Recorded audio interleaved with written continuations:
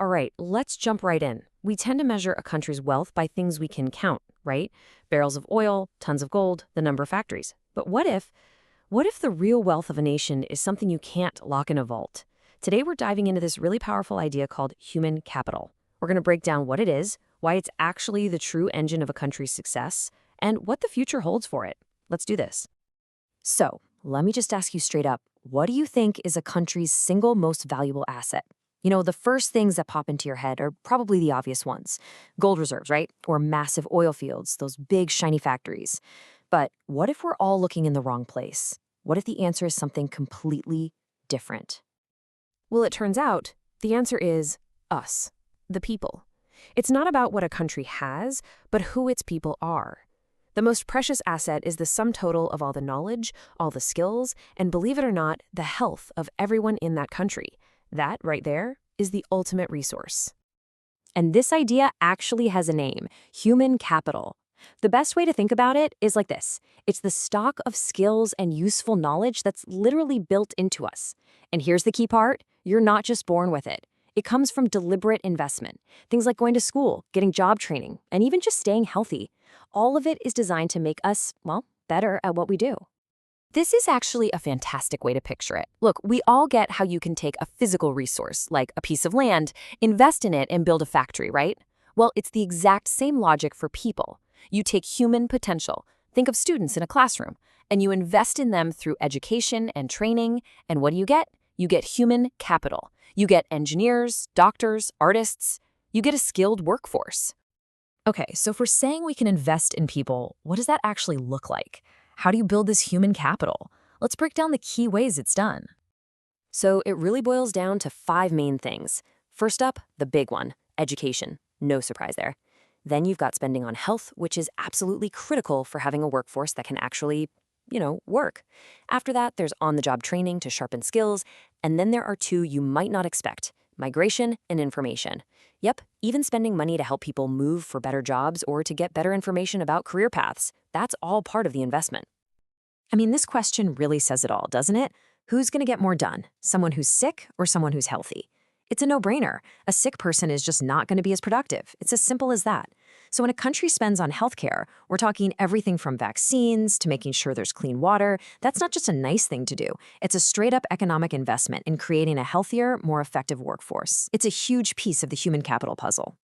All right, to really get a grip on what makes human capital so special, it helps to put it side by side with what we usually think of as capital.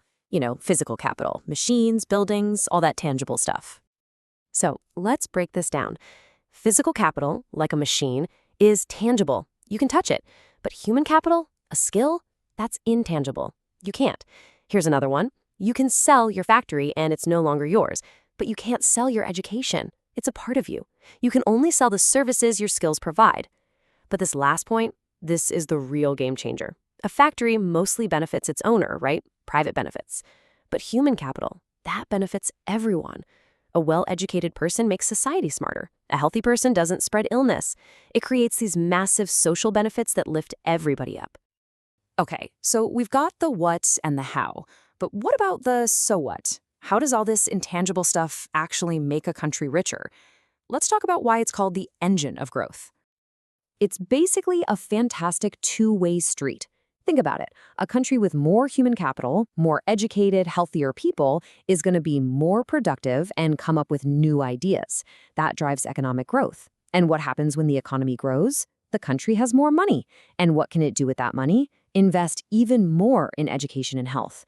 It's this amazing positive feedback loop, a virtuous cycle that can seriously kick a country's development into high gear. And this isn't some brand new idea. We're talking more than 100 years ago. This economist, Alfred Marshall, was already onto it.